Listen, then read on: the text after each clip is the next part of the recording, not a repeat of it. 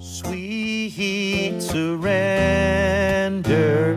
as I love, serve, and remember. Jack told me never to do that because it looks stupid, so I'm sorry. Okay. I did that because I was going to ask a question, but when I ask questions, I can't see who raises your hand, so I just go, I don't really respond because I can't really see.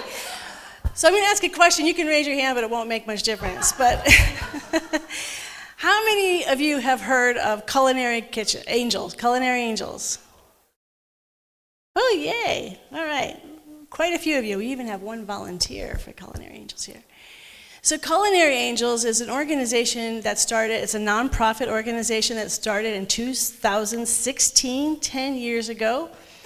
Lisa McNanny, and she took care of people who had cancer, and then she herself had cancer and had some cancer in her family, so she got used to taking care of people and also what she needed. And so she created this, from her kitchen, this beautiful organization where they provide healthy, nutrient-rich, as much as possible, organic food to cancer patients for free. So I've been aware, but Jack knows Lisa from Valley Montessori School. He taught both of her daughters.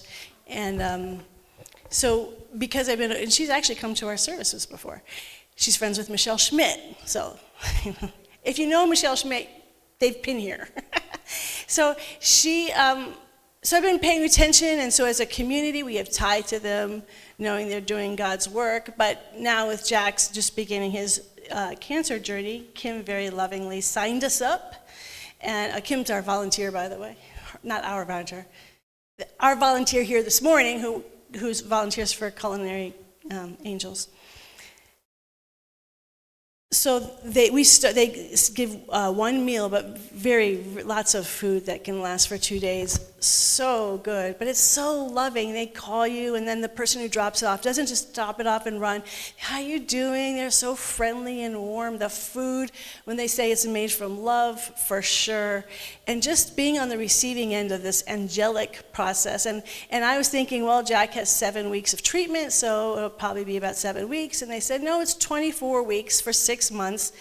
And I said, they said, you're going to need it. And I just thought, for free they're doing this. And thousands and thousands of meals that they've done in these last 10 years. They have their kitchen now in Pleasanton, and they get so many wonderful donations. And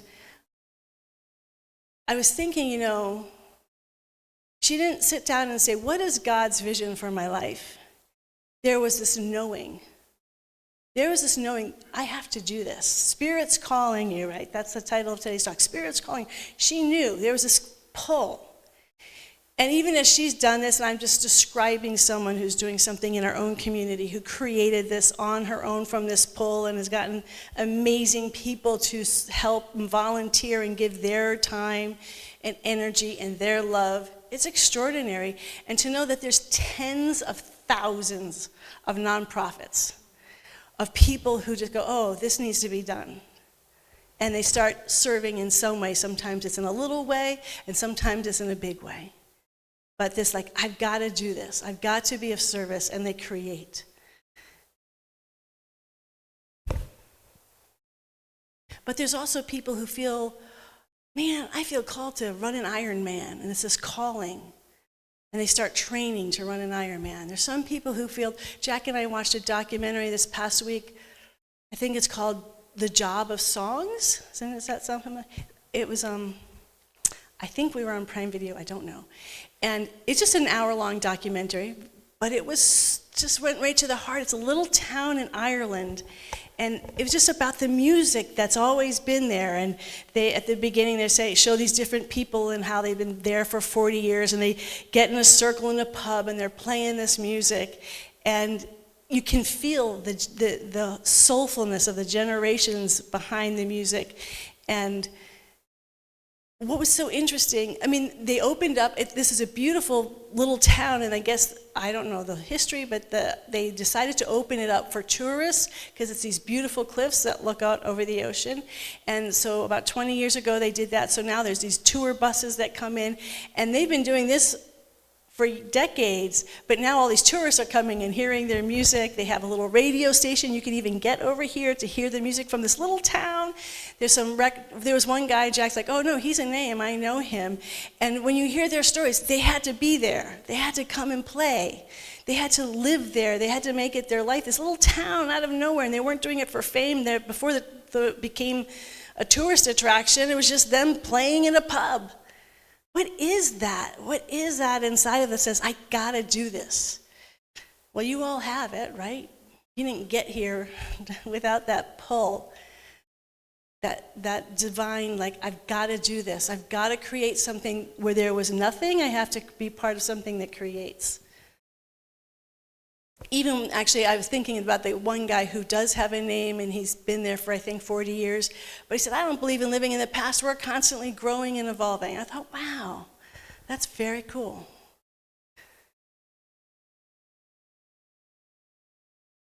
So I bring this all forward because, for those of you who don't know, we've been tangentially going through the Gita. I'm going through the Gita, and I use it for inspiration for talks. And so I'm in chapter 10 or 12, because I'm not being directly, but I might be a little bit more today. So chapter 10 and 12 in the Bhagavad Gita, which is translated the Song of God, and this is a Hindu text, where Krishna, which is, they talk about as sort of the Christ presence in Hinduism, but before Christ.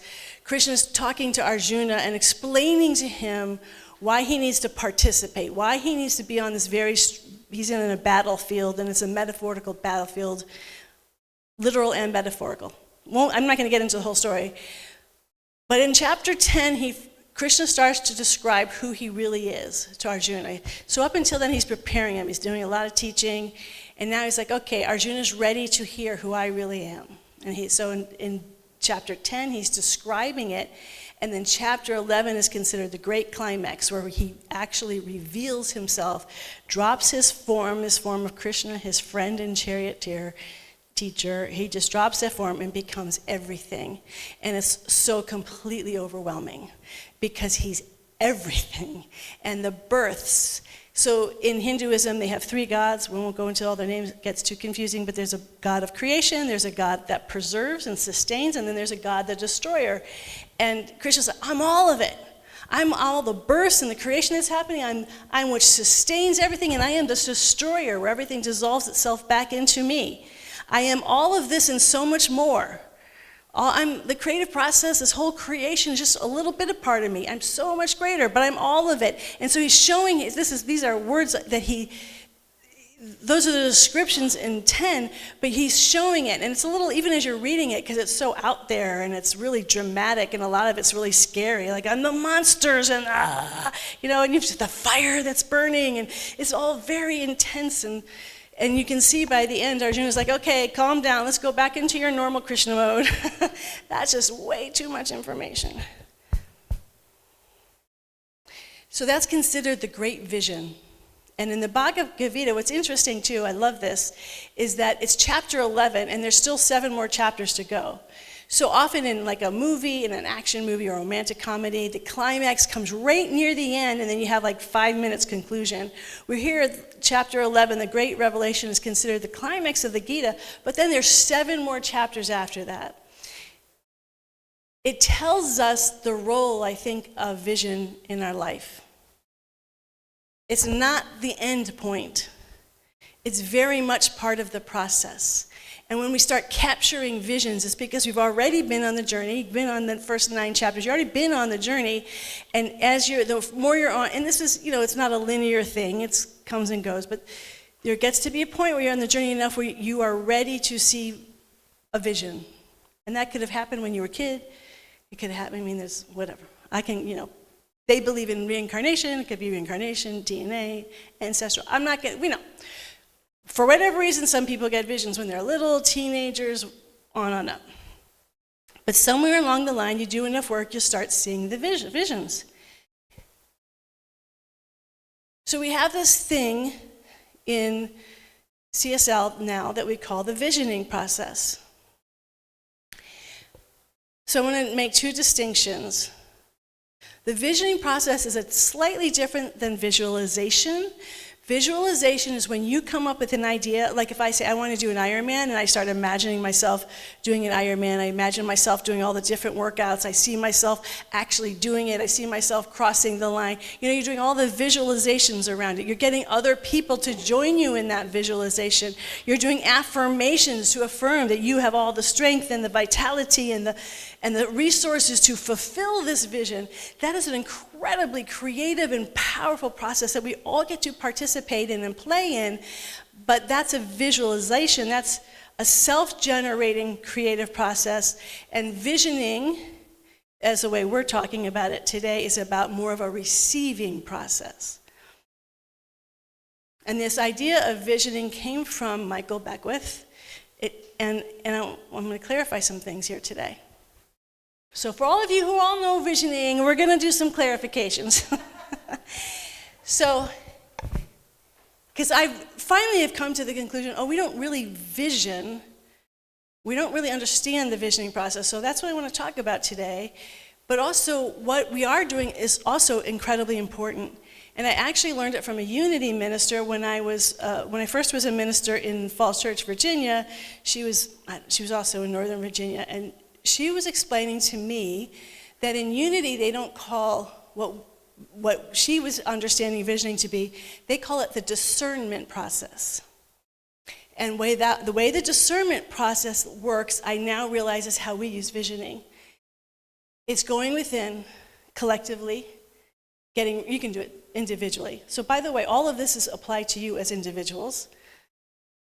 You go within, you get quiet, and you listen, and you ask a question about you would like some guidance in, you want some spiritual revelation for, and you listen, and you might get an intuitive hit, you might get a visual, you might get an auditory, you might not get anything, and then you keep asking the question over weeks until you start getting some clarity on Spirit's guidance for you or for the collective. And that's what they call discernment. That's incredibly powerful. I use it. I'm assuming most of us who are on the spiritual path use that, where we just stop and we listen and say, what's the highest idea here? What's the greatest choice I can make in this moment? It's a process of discernment. The visioning process that Michael Beckwith, who is a minister down in Los Angeles, started, was actually a little bit more specific, I would say for me, transformative. And here's the difference. How do I want to tell this story? Well, so I was meeting with him, asking him about starting a new church. I was doing it as a ministerial class, so I'm just asking all the questions. We didn't pray, we didn't meditate, but just in asking very logistical questions, we're in this expanded state. And so I remember it all. When you're in those expanded states, you don't need to take notes because you're just there. He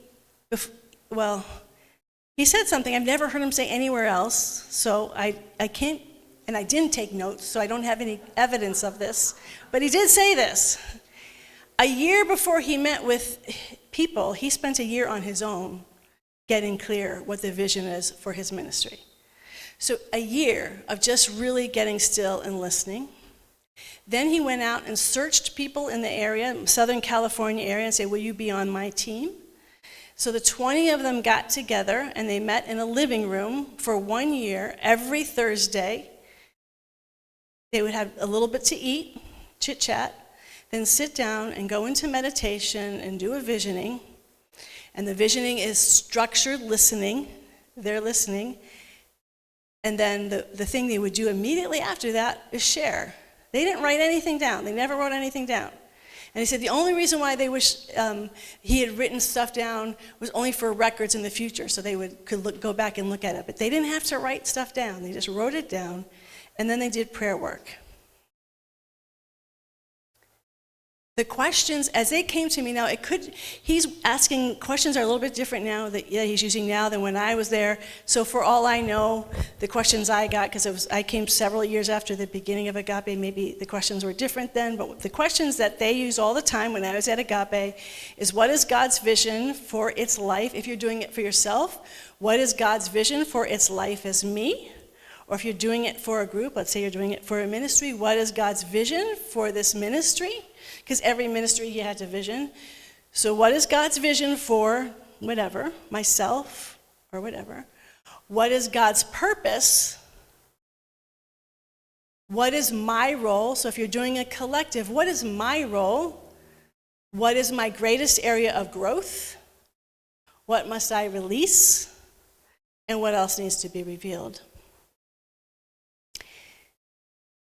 What's happened, as I've noticed over the years, and it's only recently that I'm realizing how important this step is, because, so when he brought that in, and Agape flourished, for those of you who don't know, they did this for a year, and then just everything flowed. Who did the bylaws? Who worked with home office? It just flowed.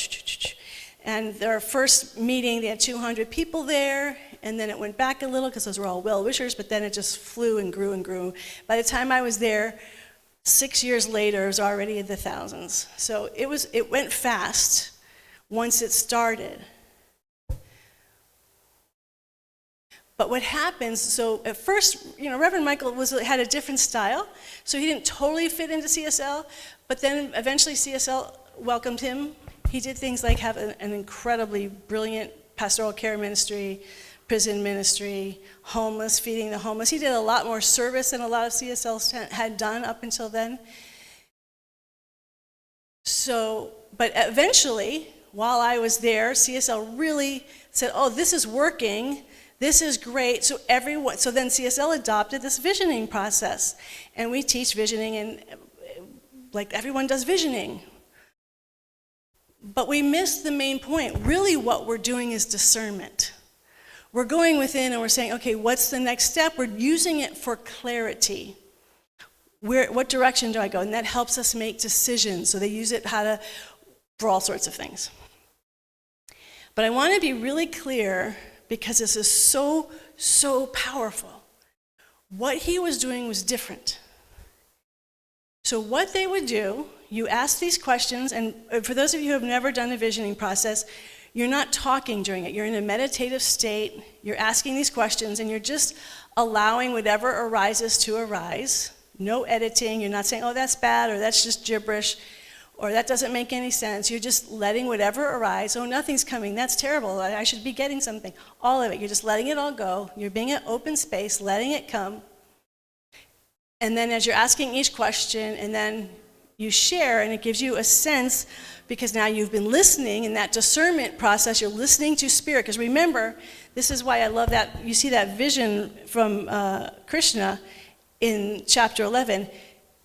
God is everything. It's vast. So we need to get specific clarity. As we heard in the reading today, God loved you as if there was nothing else in the universe but you. So though God is everything in a wild and crazy, and not just in this dimension, but in multi-dimensions and beyond what we can imagine. So it's really pinning and saying specifically, what's the vision for you, or what's the vision for this particular ministry?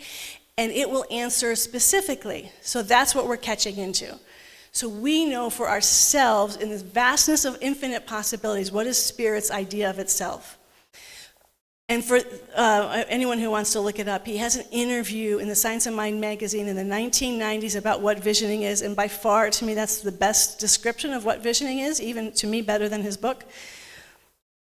What he points to, and what he was saying to me when we were talking, is we didn't spend any time talking about the vision.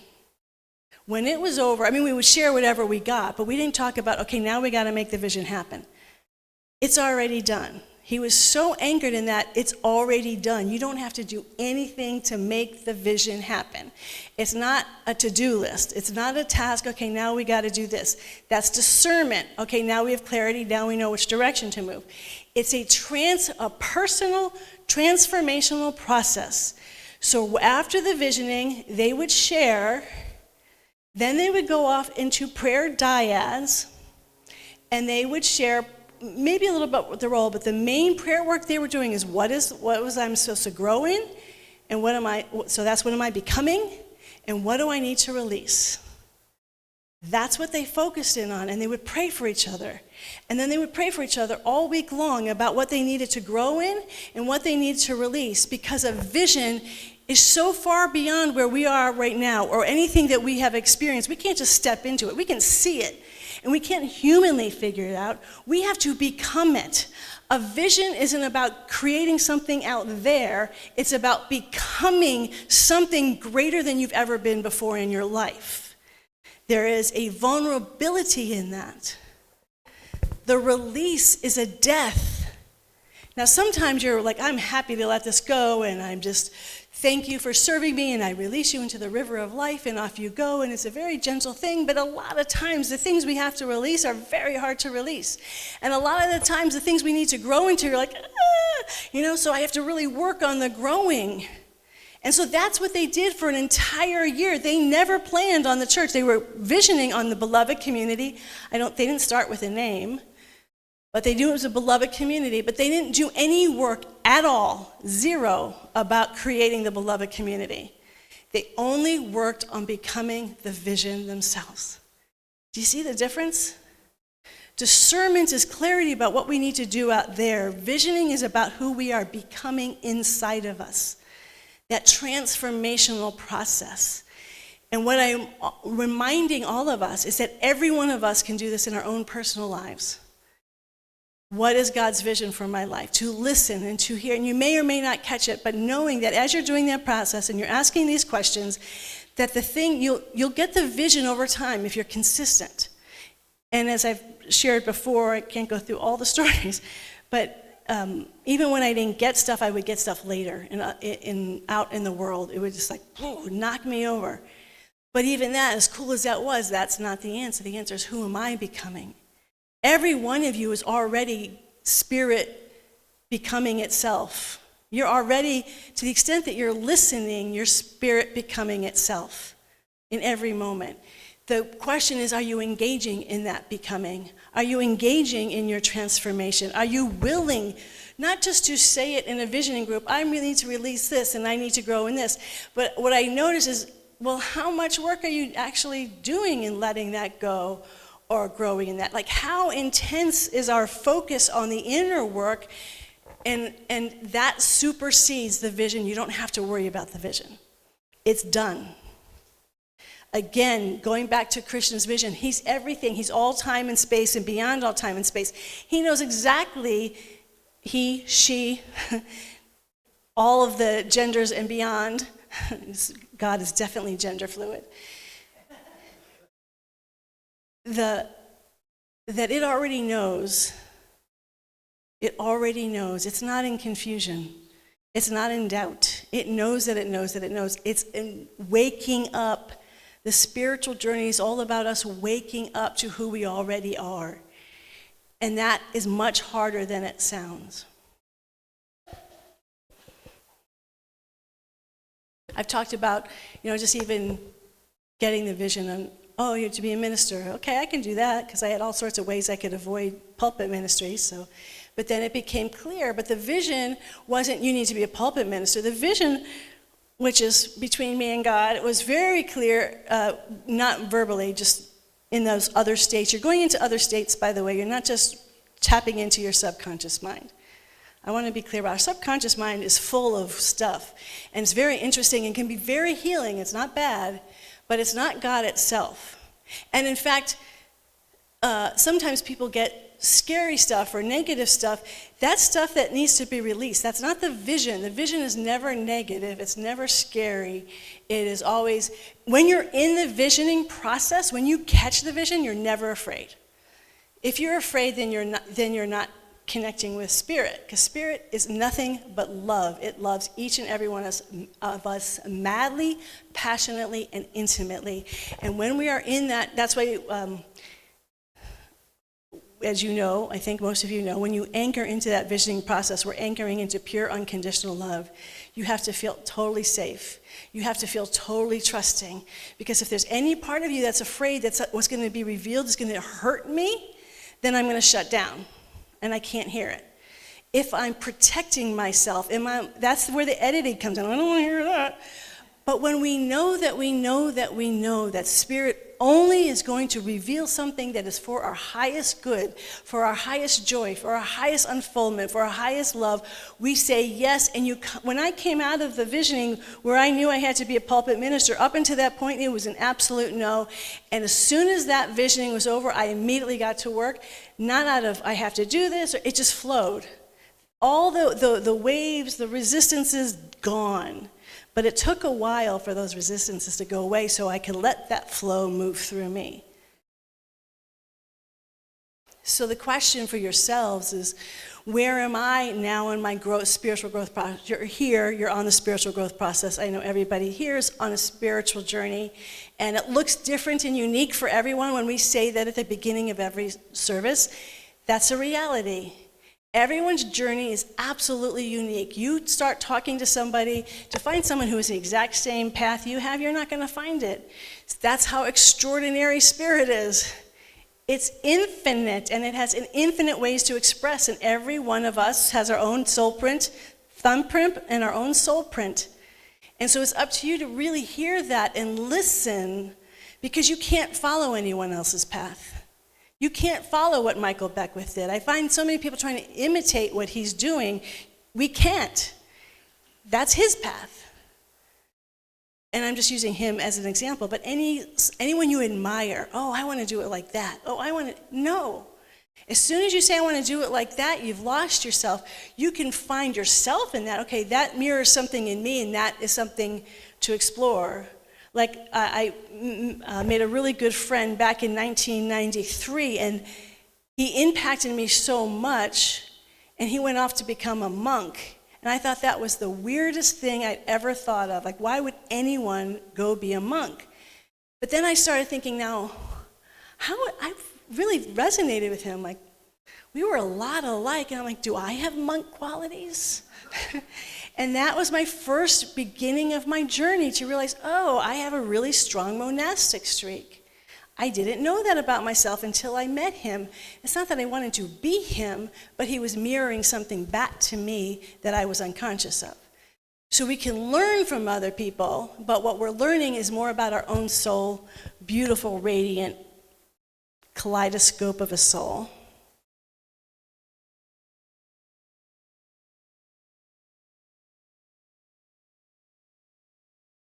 And so wherever you are on your journey, if you're willing to continue to grow, it will continue to unfold, and there is a letting go. So we're going to talk a little bit. I've talked about it before. I was going to talk just a little bit about it because often I talk about the visioning I did to become a minister, but I'm on the vision has grown and evolved, as we always do. Even as I remember when I left Agape at 2000, I know Michael was convening another visioning group because he felt he had really gone as far as he can with Agape as it was. And so he started visioning with a group of who it was becoming. And it's definitely become something different than when I was there, because that's evolution. So as you know, I think most of you know, sorry for new people, but you'll catch up. Maybe I'll get all of it in one talk. I don't know.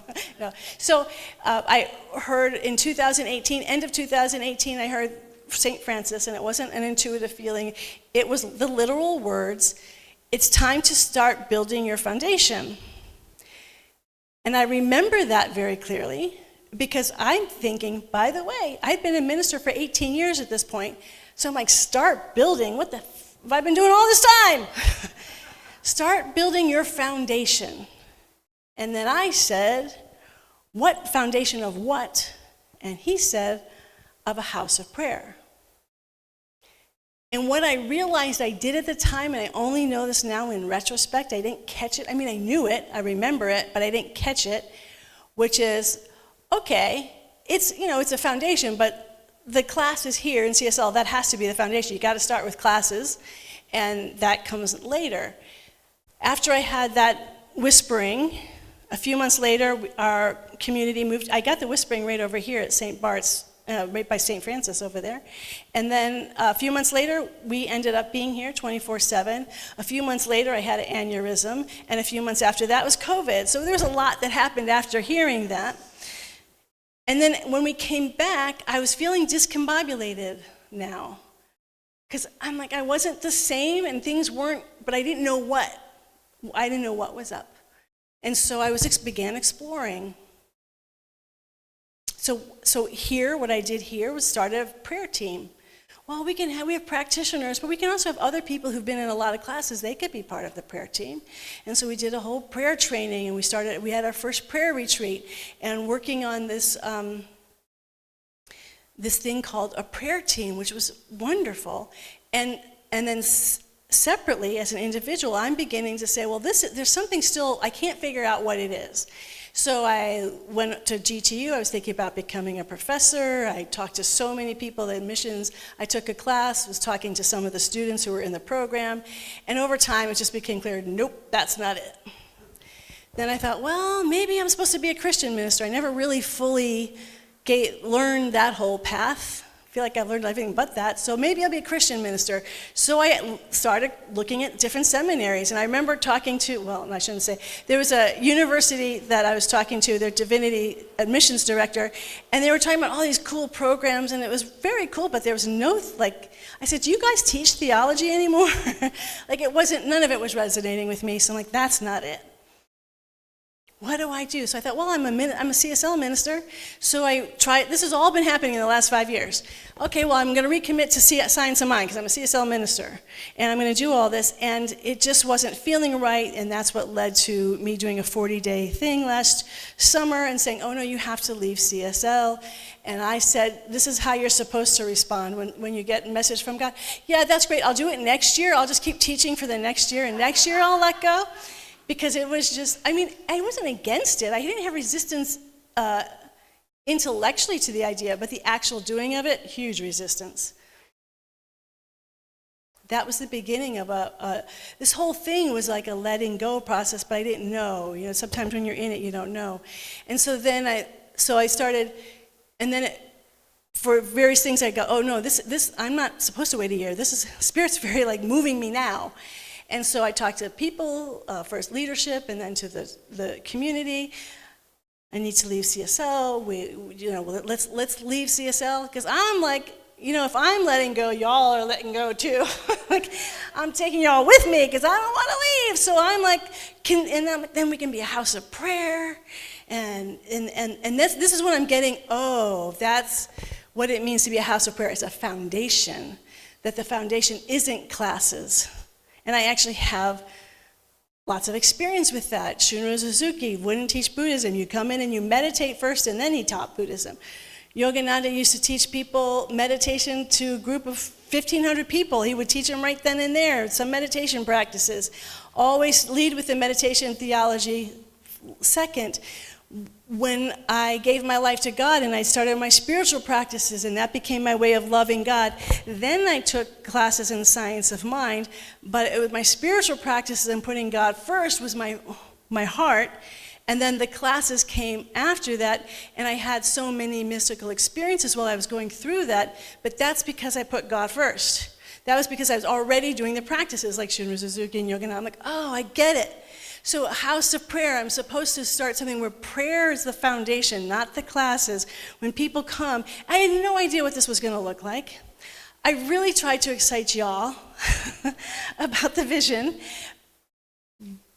But that's the hard, this is why I'm bringing it up. Change is so hard. I know you love me. But I also know what I was calling forth was not resonating in the community. Yeah, this isn't really, that's not who we are. And you're trying to make us like a whole nother community. There's absolute validity to that. And so there got to be the point.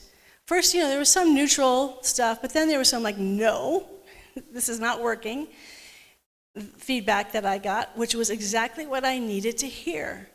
Because if I just had neutral feedback the whole time, I would have kept pushing, but no, not here. So that's part of the death process. Oh, I've got to, I don't know where to go. I remember the moment. I'm like, it's over, it's done. I finally got it. This is what I have to release. I have to let it go. I have no idea. This is all I've done with my life as an adult, other than working in the psychiatric hospitals. I primarily worked here in churches for 29 years. What does that make me eligible? I don't know, and I had this whole conversation with God. I don't know, but I know that this is what you're telling me to let go of. And so I'm letting go of it, and I'm wide open. And then 2 days later, I met Jürgen at Kaiser Permanente, the spiritual director there. And my new path was given to me 2 days later. It was right there, but I had to let go. And it was a hard letting go. And it's been hard. Letting go of something that you love is hard. It's not easy. And I know it's not just me. It's not easy for the community. This is change. This is like suddenly everybody's having to change because I'm changing. And new stuff is happening.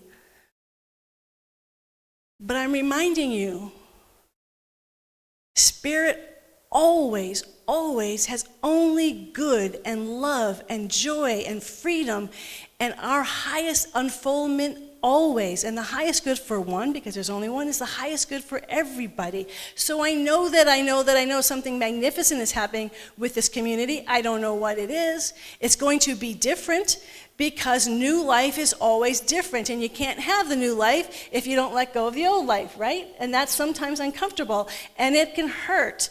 And as I was reading Krishna's description of birth, and he really gets into the destroyer part of him, and I was thinking, but this reminds me, isn't that interesting? Jesus is one example of that, this beautiful birth.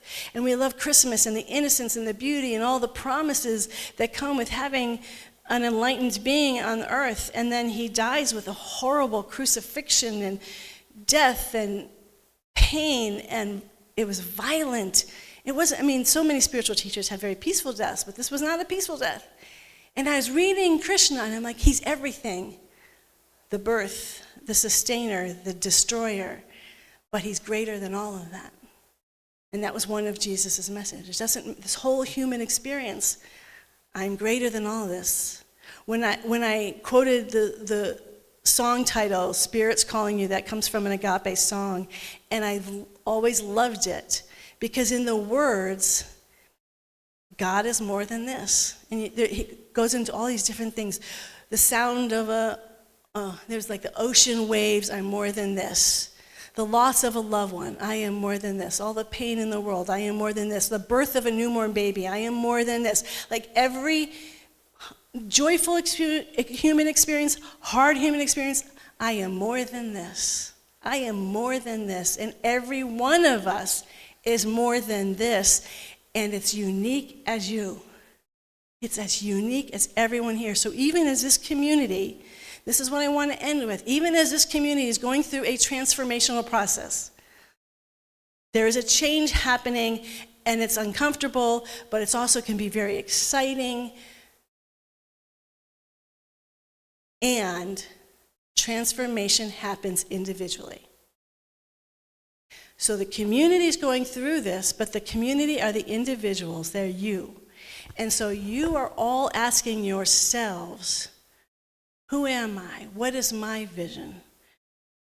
What am I called to become in this moment? What's my growth? What do I need to release individually? What do I need to let go? And I don't mean just in relation to this community. I mean in your life. There is a call. If there's any discomfort, I would say it's Spirit's calling you. What's wanting to be birthed? There's always something good. Spirit never ends with something sad. It always evolves into greater light, greater joy, greater peace, greater becoming. That's exactly what's happening for every one of us. And yes, we want to acknowledge whatever challenges come, but let's acknowledge the new life too. Because remember, in the prayer work, it wasn't just what do I need to release. It was where am I growing? Who am I becoming that excites me, that gets me up in the morning like this is going to be cool. And I can't wait to continue to unfold, not just externally, but inside of us. When I think of going and being a chaplain, I love the program. Everything about it says yes. for my own growth. I'm so grateful that it's a program where I get to be in constant service, where I get great training of how to be a better service, that I get to be with a group of people that are going to help me become a better vehicle of love for other people. And in all of that, I am changing, and I am learning how to become a house of prayer at a much deeper level than I knew was possible. I know that's what this is about. You can't serve people who are in pain and uncertainty. I think a hospital is full of uncertainty without being absolutely anchored in prayer. What is your growth? What are you excited that you can see that because of what's happening, if whatever identity you have with this community, because of what's happening here, what is the growth for you? What is exciting for you? Who are you becoming? Because each and every one of you is God's vision of itself, already radiating and becoming more as you. Yes? You are becoming it. Even now, even as I am becoming it. And we're going through this extraordinary process as consciously as we can, as tenderly as we can, as respectfully as we can, as we let go and we go through discomfort and we embrace the love that is pulling all of us to become even more than we ever could imagine. Let's pray.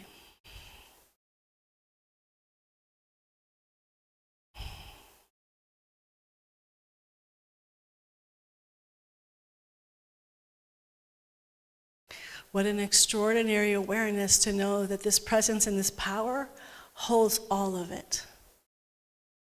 It is never in fear. It opens its beautiful, radiant, loving heart as it births itself with new ideas, as it continues to sustain itself through new ideas, as it continues to let things go so it can grow even further. This presence and this power is each and every one of us, this radiant life.